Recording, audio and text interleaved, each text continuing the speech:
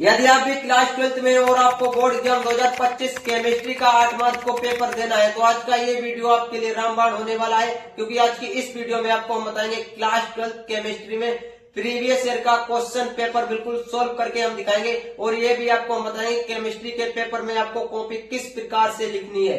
आप यहाँ पर तो आप हमारे हाथ में देख सकते हैं, ये सभी क्वेश्चन पेपर प्रीवियस ईयर के हैं, क्लास 12th के हैं। एक बार इधर दिखाइए, इन सभी का आपको हम सोल्यूशन बताने वाले हैं। आज की इस वीडियो में आप देखिए केमिस्ट्री का बिल्कुल इजी तरीके से हम बताएंगे कि आपको केमिस्ट्री की कॉपी किस प्रकार से लिखनी है, आपको पेपर किस प्रकार से पूरा सोल्व करना है जिससे कि आपको एग्जामिनर फुल नंबर दे, किस प्रकार न्यूमेरिकल सोल्व करना है, किस प्रकार आपको ऑब्जेक्टिव क्वेश्चन लिखने हैं, किस प्रकार आपको लॉन्ग आंसर शॉर्ट आंसर लिखना है। बिल्कुल इजी तरीके से आपको हम सिखाएंगे। ये भी आपको सिखाएंगे कि हम आपको कॉपी किस प्रकार से लिखनी है। बहुत से दोस्त ऐसे हैं जिन्होंने अच्छे से तैयारी कर रखी है, लेकिन उन्हें यही आइडिया नहीं है कि हमें केमिस्ट्री की कॉपी किस प्रकार से लिखनी है जिससे कि एग्जामिनर हमें फुल नंबर दे और अच्छे नंबर दे। तो आज का ये वीडियो आपके लिए रामबाण होने वाला है, इसको बिल्कुल लास्ट तक देखिएगा।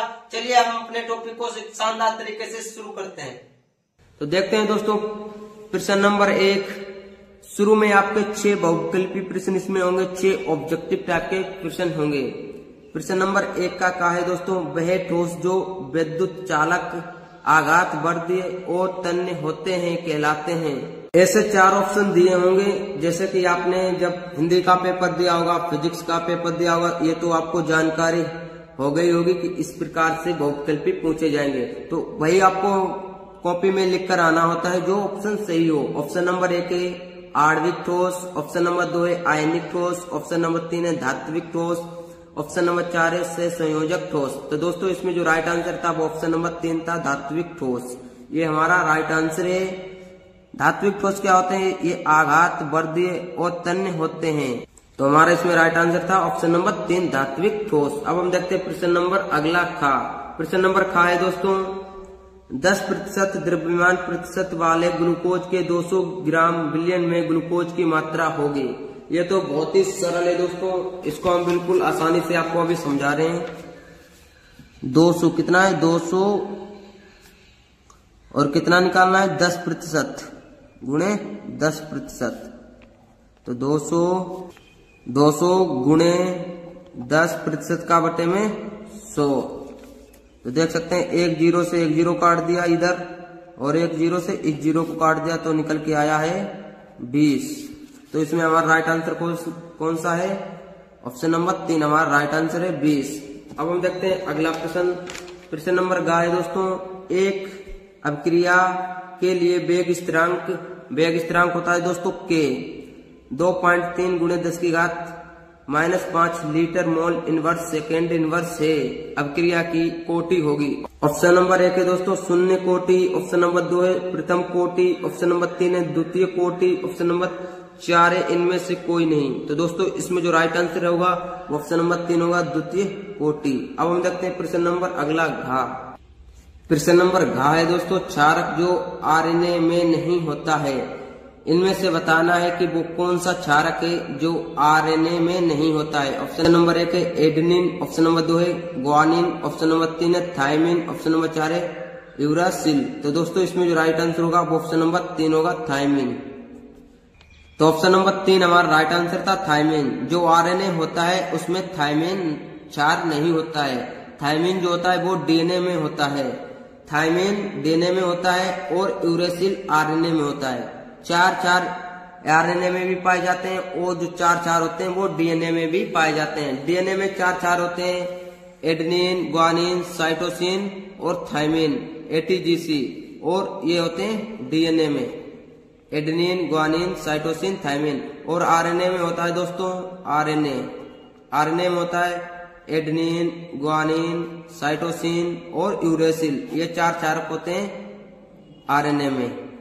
अब हम देखते हैं अगला प्रश्न नंबर अंगा है दोस्तों, केनिजारो अभिक्रिया प्रदर्शित करता है, यानी जो केनिजारो अभिक्रिया होती है वो क्या प्रदर्शित करता है। ऑप्शन नंबर 1 है बेंजोइक अम्ल, ऑप्शन नंबर 2 है टॉल्विन, ऑप्शन नंबर 3 है बेंजल्डिहाइड, ऑप्शन नंबर 4 है फार्मिक अम्ल। तो दोस्तों इसमें जो राइट आंसर होगा वो ऑप्शन नंबर 3 होगा, बेंजल्डिहाइड। अब हम देखते हैं प्रश्न नंबर अगला 4। प्रश्न नंबर 4 है दोस्तों, कार्बिल एमीन क्रिया देता है, यानी कि जो कार्बिल एमीन क्रिया होती है, क्रिया करता है, जो उत्पाद होता है वो क्या देता है। और इसमें देता है दोस्तों ऑप्शन नंबर 1 हमारा राइट आंसर होगा CH3NH2, ये हमारा राइट आंसर है। अब हम देखते हैं प्रश्न नंबर अगला। प्रश्न नंबर 2 का है दोस्तों, एक सरल घनीय जालक की संकुलन क्षमता की गणना कीजिए। तो दोस्तों आपको बता दें, ये यहाँ पर हमने गुणा का चिन्ह इसलिए रेड कलम से लगाया है कि ये दोनों क्वेश्चन जो है वो हमारी NCERT बुक से हटा दिए गए हैं, यानी कि हमें नहीं पढ़ना, ये हमारे सिलेबस से हटा दिया गया है। हम क्यों इसे फालतू में तैयार करें, जो है वो भी तैयार सही से होता नहीं, तो हम इसे क्यों फालतू में तैयार करेंगे, इसे हम छोड़ देते हैं। अब हम देखते हैं अगला प्रश्न। प्रश्न नंबर 2 का खा हमें नहीं पढ़ना है, 2 का गा देखते हैं। प्रश्न नंबर 2 का गा है दोस्तों, उत्तर दीजिए। इसमें 2 हैं, 1 और 2, गा के अंदर 2 हैं, ऑप्शन 1 और 2। किसी विलयन की चालकता तन्यता के साथ क्यों घटती है। आपको बताना है कि किसी विलयन की चालकता तन्यता के साथ क्यों घटती है। इसका सलूशन देखिए दोस्तों, गा का पहला, प्रश्नोत्तर नंबर 2 का गा का पहला, विलयन की तन्यता बढ़ाने पर विलयन के इकाई आयतन में उपस्थित आयनों की संख्या घटती है, अतः इसी कारण चालकता भी घटती है। क्यों घटती है चालकता दोस्तों, एक बार फिर समझिए कि विलयन की तन्यता बढ़ाने पर विलयन के इकाई आयतन में उपस्थित आयनों की संख्या घटती है, अतः इसी कारण चालकता भी घटती है। अब हम देखते हैं प्रश्न नंबर अगला। प्रश्न नंबर अगला है दोस्तों, गा का दूसरा, 298 केल्विन, ये जो आपके देख रहे हैं इसे हम केल्विन पढ़ते हैं। केल्विन पर 0.20 m मोल KCl जो है दोस्तों, यह पोटेशियम क्लोराइड, विलयन की चालकता 0.248 S सेंटीमीटर इनवर्स है, इसकी मोलर चालकता क्या होगी। तो पहले दोस्तों देखेंगे कि हमें न्यूमेरिकल में क्या क्या मान दिए हैं। जब तक हमें यह नहीं पता चलेगा कि हमें न्यूमेरिकल में क्या क्या मान दिए हैं, तब तक हम न्यूमेरिकल सही तरीके से सोल्व नहीं कर पाएंगे। तो दोस्तों देखते हैं न्यूमेरिकल में हमें क्या क्या दिया है। प्रश्नोत्तर नंबर 2 का गा का दूसरा है, दिया है न्यूमेरिकल में कप्पा बराबर दिया है दोस्तों 0.0248 S सेंटीमीटर इनवर्स। इसको हमने सेंटीमीटर इनवर्स को हमने सेंटीमीटर स्क्वायर में चेंज कर दिया है, तो यहाँ पर एक 0 बढ़ गया है, दशमलव के बाद एक 0 बढ़ गया है। आप देख सकते हो 0.248 S सेंटीमीटर इनवर्स से, लेकिन यहाँ पर एक 0 बढ़ गया है दशमलव के बाद, 0.0248 S सेंटीमीटर स्क्वायर। और मोलरता, ये जो मोल दिया है 0.20 मोल, ये दिया है मोलरता का मान, मोलरता का मान दिया है। मोलरता दी है 0.20, इसे हम 0.20 नहीं पढ़ेंगे, इसे हम पढ़ेंगे 0.20 m। अब मोलर चालकता हमें ज्ञात करनी है। मोलर चालकता क्या होगी, मोलर चालकता हमें ज्ञात करनी है लेमडा m का मान हमें ज्ञात करना है। तो हमें दोस्तों क्या ज्ञात करनी है, मोलर चालकता ज्ञात करनी है, यानी कि मोलर चालकता का मान हमें निकालना है। इस सूत्र से निकालने के सूत्र होता है दोस्तों लेमडा m = कप्पा गुणे 1000 बटे मोलरता। अब क्या करेंगे, ये जो मान दिए हैं यहाँ पर हम पुट कर देंगे और वैल्यू पुट करके हम आंसर फाइंड आउट कर लेंगे। कप्पा का मान कितना है, कप्पा का मान दिया है 0.0248, हमने ये लिख दिया है कप्पा की जगह पर, गुणे 1000। मोलरता का मान कितना है, मोलरता है 0.20, ये हमने लिख दिया है। अब हम क्या करेंगे, जब इसको हम काटा पीटी सोल्व करेंगे तो हमारा निकल के आएगा lambda m = 124 S centimetre square mole inverse. ये हमारा राइट आंसर निकल के आएगा। और जब हमारा लास्ट आंसर निकल के आएगा तो हमें क्या करना है, एक मेन पॉइंट ध्यान में रखना है कि इसे हमें बॉक्स के अंदर बंद करना है। इससे क्या होता है, जब आपकी एग्जामिनर कॉपी चेक करेगा तो वो मेन आंसर जो देखेगा वो बॉक्स के अंदर देखेगा, और आपको ये जो लास्ट वाला मात्रक है ये भी आपको लिखकर आना है, जिससे कि आपको फुल नंबर मिलेंगे, नहीं तो आपका एक नंबर काट भी सकता है एग्जामिनर। अब हम देखते हैं अगला प्रश्न। ये तो आपको समझ में आ गया होगा दोस्तों, बहुत सरल है, एक बार प्रैक्टिस करना, आपको खुद से प्रैक्टिस करोगे तब आपको आसानी से याद हो जाएगा। अब हम देखते हैं अगला प्रश्न। प्रश्न नंबर घ है दोस्तों, प्रथम कोटि की अभिक्रिया N2O5 arrow 2NO2 plus half O2 में 310 के यहाँ पर क्या है केल्विन पर N2O5 की प्रारंभिक सांद्रता 1.24 गुणे 10⁻² मोल लीटर इनवर्स थी, जो 30 मिनट के पश्चात 0.20 गुणे 10⁻² मोल लीटर इनवर्स रह गई। 310 केल्विन पर वेग स्थिरांक की गणना कीजिए। हमें इसमें वेग स्थिरांक निकालना है। वेग स्थिरांक क्या होता है? के होता है। ये आप कप्पा मत समझ लेना, कप्पा इस प्रकार का होता है, यहाँ पर थोड़ा इस प्रकार का होता है। ये के है वेग स्थिरांक।